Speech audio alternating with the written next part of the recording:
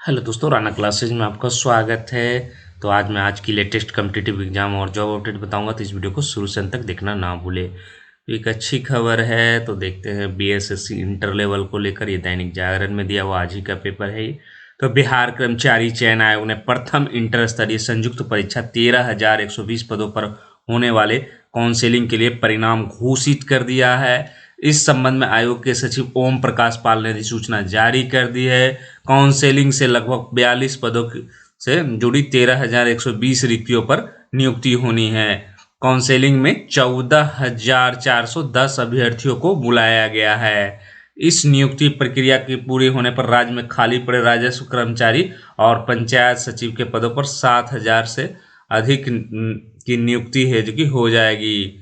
आयोग के सचिव है जो कि ने सफल अभ्यर्थियों को सूचित किया है कि उनकी काउंसलिंग जल्द आरंभ हो जाएगी। इसके लिए उन्हें तैयार रहना होगा। आयोग की ओर से 10 दिसंबर तक है जो कि काउंसलिंग आरंभ हो सकती है। इसके लिए तैयारी की जा रही है। आयोग ने बामेती भवन को काउंसलिंग सेंटर बनाने के लिए तैयारी कर रखी है। इस परीक्षा की प्रक्रिया 7 वर्ष से चल रही है। वर्ष 2014 में आयोग की ओर से विज्ञापन जारी किया गया था। परीक्षा के लिए 8 लाख से अधिक अभ्यर्थियों ने आवेदन किया था। तो ये 10 दिसंबर से आपकी काउंसलिंग, अगर 10 दिसंबर से सचमुच शुरू होनी है तो हर हाल में है जो कि आज है जो कि रिजल्ट है जो कि ये काउंसलिंग की तिथि आप लोगों की जारी हो जाएगी। लेकिन सबसे बड़ा परेशानी या सवाल है कि ठीक है 10 तारीख से शुरू होगी, तो दूर में जो लड़के हैं अभी भी क्योंकि बने हुए हैं कि चेन्नई में है, त्रिवेंद्र, वो क्या करें? क्योंकि रिजल्ट तो जारी हो गई है, उनके रिजल्ट भी आ गए हैं, तो वो क्या करें? कम से कम रिजर्वेशन है जो कि आप अगर मान लिया जाए कि हालांकि मुझे थोड़ा कम विश्वास लग रहा है क्योंकि नोटिस अभी तक आयोग ने नहीं दिया, लेकिन 10 को ही मान लिया है तो आप है जो कि अगर रिजर्वेशन मिलता है 8 का, हालांकि आसान नहीं है, बोल देना आसान है कि 8 तारीख को मिल जाए, तो आप रिजर्वेशन करा लें। अगर नहीं किसी कारणवश टलेगी तो आप कैंसिल करा सकते हैं। तो ये थोड़े दूर छात्र जो रह रहे हैं उनके लिए परेशानी, जो बिहार, झारखंड, यूपी ये सब में नज़दीक में रह रहे हैं उनके लिए कोई परेशानी नहीं है कि 10 दिसंबर को काउंसलिंग अगर आरंभ भी हो जाए तो। हालांकि ये संभव नहीं दिखता क्योंकि इतने कम समय, क्योंकि दूर से आने हैं। हालांकि इस टाइपिंग के किए थे, रिजल्ट भी अब आपकी जारी कर, तो आप लोग मेंटली तैयार रखें जो दूर के छात्र हैं कि आप रिजर्वेशन करा लें। हो सकता है आपको 1 सप्ताह रुकना पड़े, 14 शुरू हो जाए, लेकिन 10 को ही मान लें क्योंकि पेपर में दिया हुआ है। मान ले लेता है तो फिर आपकी परेशानियां बढ़ जाएगी। फिर आपको किसी न किसी तरह घबरा कर है जो कि हड़बड़ाहट में ही आना पड़ेगा और कोई उपाय है नहीं, क्योंकि नौकरी का सवाल है। तो आप एरोप्लेन से लेकर सभी चीज़ें आप यूज कर सकते हैं और इसमें कोताही नहीं बरतेंगे अगर 10 से शुरू होती है। दूसरी सवाल बहुत सारी आ रही थी कि 2016 वाले को बाहर किया गया कि नहीं। बहुत सारे मुझे भी फोन आए कि फिजिकल हुआ दिनांक लेकिन रिजल्ट नहीं, लेकिन मुझे अंदरूनी सूत्रों से पता चला है कि 2016 वाले को बाहर नहीं किया गया है। हो सकता है वो अन्य कारण से बाहर हुए हों, लेकिन ये जो है बाहर नहीं किया गया है।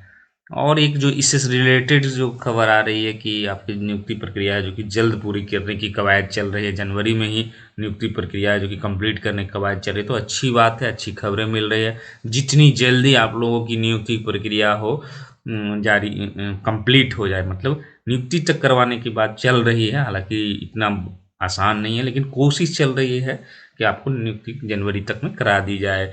तो आप लोग एकदम तैयार रखें। खासकर बहुत सारे लोग, कल मैंने जो कि लाइव आया था उसके बाद से बहुत सारे लोगों को कॉल्स आए और व्हाट्सएप आए कि स्पेलिंग मिस्टेक्स बहुत ज़्यादा है। खासकर फादर्स नेम तो किसी का मदर्स नेम, फादर्स नेम वाला भी बहुत है। स्पेस जो सबसे ज़्यादा जो आया वो स्पेस में, किसी का स्पेस हटा हुआ तो किसी का स्पेस लगा हुआ है मेन अथी।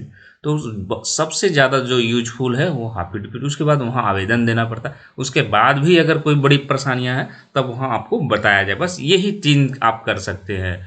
और अगर ये 10 से शुरू हो जाती है तो आप सर्टिफिकेट भी नहीं बनवा सकते। दिए भी हैं तो दे दे तो अच्छा है, लेकिन अभी देंगे तो हो सकता है बहुत कम चांस है कि आपको 10 से जो कि दे दे। इसीलिए मैं बार बार कह रहा था कि आप लोग ये जो कि डॉक्यूमेंट्स तैयार रखें। हालांकि कुछ छात्र ऐसे भी थे जो डॉक्यूमेंट्स बनवा लिए थे और उनको आशा थी कि रिजल्ट होगी ही, और रिजल्ट है जो कि नहीं हुई है। बहुत सारे लोगों का कहना है कि 110 आ रहे थे। टाइपिंग भी मैंने बहुत बढ़िया, हमारा 2 गलतियां थे, फिर भी मेरा जो कि रिजल्ट नहीं है। तो ये रिजल्ट जब आती है तो ऐसी प्रक्रियाएं होती है, लोगों की आशाएं होती है, आशाएं टूटती है, और तो ये सब परेशानियां हैं जो कि होती है। और टाइपिंग को लेकर अभी तक क्लियरेशन नहीं है। टाइपिंग को लेकर अभी भी कोई कह रहा है कि मुझे 95 नंबर था फिर भी मेरा है जो कि टाइपिंग में रिजल्ट हो गया। तो इस तरह लेकिन मार्क्सेज है जो कि आपके उठे हैं 110 से।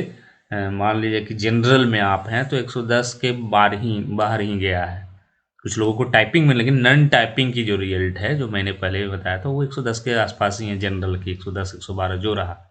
उसके बाद नन टाइपिंग की अगर बात करें तो आपको 100 BC2 का जो है जिसमें बिना टाइपिंग का बता रहा हूँ मैं, तो वो 108 से 110 तक गया है। उसी तरह EBC का घटा है 105 106 गया है नन टाइपिंग के लिए। तो टाइपिंग किए हुए तो उन लोगों को घटा है, ऐसा नहीं है कि जनरल का मान कर एक आइडिया मैं दे रहा हूँ कि 103 104 है जो कि 102 3 जो भी जनरल का हो गया है। और जो लोग हैं जो कि और कैटेगरी में टाइपिंग का कट ऑफ और भी कम गया। लेकिन बहुत सारे लोग कहना है कि मेरा 110 आ रहा था फिर भी जो कि टाइपिंग अच्छी होने के बावजूद भी मेरा रिजल्ट है जो कि नहीं हुआ। मान लीजिए 108 है BC2 में है नहीं हुआ, समझ आपके 4 नंबर आयोग के आंसर से घट गए होंगे और आपकी कट ऑफ है जो कि नहीं हुए। तो मेनली है जो कि आयोग से आपके कट ऑफ नहीं हुए हैं। हाँ, आखिर टाइपिंग का राज कब पता चलेगा कि मेरे टाइपिंग में इतना सही था इतना गलत था, किस आधार पर लिया। तो आपकी काउंसलिंग के बाद है जो कि आपको मार्क्स है जो कि जारी उसमें लिखा रहेगा कि टाइपिंग क्वालिफाइड या नॉट क्वालिफाइड, ये क्लियर किया रहेगा। क्या आप RTI से अभी है जो कि सूचना मांग सकते हैं मार्क्स का, कितना स्कोर है कट ऑफ का, तो अभी आपको नहीं मिला क्योंकि नियुक्ति प्रक्रिया अभी पूरी नहीं हुई है।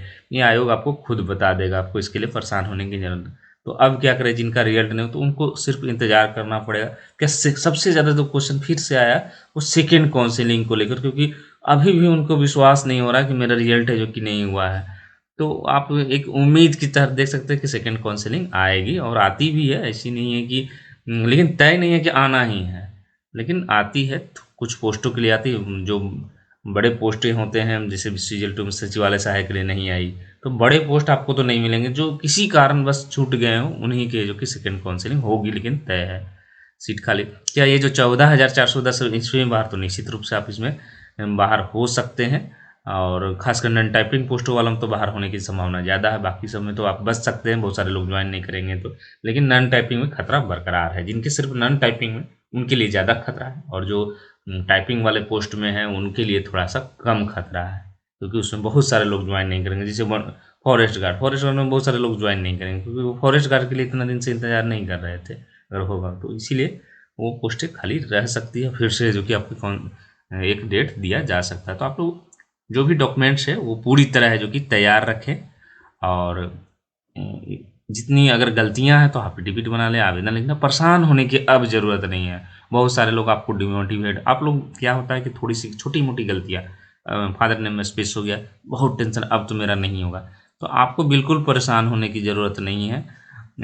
और हाफी टिफिट है जो कि बहुत हद तक है जो कि, और ये वैकेंसी पुरानी है तो बहुत हद तक छूट रहेगी, उतनी टाइटनेस से नहीं लिया जाए। जो बिल्कुल एकदम अनलीगल है, जिस तरह से कैटेगरी आपने गलत भर दिया उसके कारण रिजल्ट हो गया, तब है जो कि प्रभावित हो सकती है, उसका भी उपाय निकाला जाएगा। जनरल है, अगर जनरल दोनों क्वालिफाई है तो भी आपके चांसेस रहेंगे। अब आते हैं दूसरी खबरों पर।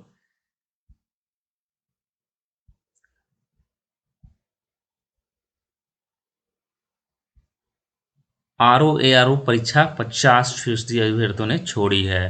तो ये उत्तर प्रदेश का कल RO और ARO का था, उसमें लगभग 50% है जो कि अभ्यर्थी शामिल नहीं हुए थे। 124 परीक्षा केंद्र बनाया गया था, 59,124 अभ्यर्थी है जो कि इसमें भाग लिए थे। पेपर बहुत मुश्किल नहीं था लेकिन आसान भी नहीं था। रीजनिंग के कुछ सवाल मुश्किल कहे जाते थे, भाषा से संबंधित सवालों पर दिक्कत नहीं हुआ है। रीजनिंग जिनने पूरी हल कर दी उनका क्वालिफाई पक्का। एक दो सवाल कोविड से सीधे पूछे गए हैं। उसके बाद आते हैं दूसरी खबरों पर। जल्द ही नियुक्त होंगे 19 खनिज विकास पदाधिकारी। तो प्रदेश सरकार ने बिहार लोक सेवा आयोग की अनुशंसा पर खान एवं भूतत्व विभाग में जल्द ही 19 खनिज विभाग जो पदाधिकारी हैं उसकी नियुक्ति करेगी। 14 दिसंबर को जो कि आमंत्रित किया गया था, 2020 में जो कि विज्ञापन जारी किया गया था। तो अगर अभ्यर्थी कहीं काम कर रहे हैं तो NOC नियोक्ता को देना पड़ेगा। एक चीज़ मैं और NOC के बारे में बता रहा हूँ कि आप अगर कहीं नौकरी कर रहे हैं साफ साफ, तो आपको प्रमाण पत्र देना होगा, वहाँ से बनवाना होगा। इसमें इसीलिए कोताही नहीं बरती, इसलिए आप लोग अगर नहीं बनवाएं तो फटाफट आवेदन कर दे। नौकरी वाले एकदम सीधे काउंसलिंग में देनी पड़े। आप यस करेंगे तो आपको NOC दिखाना ही पड़ेगा, इसका कोई चारा नहीं है।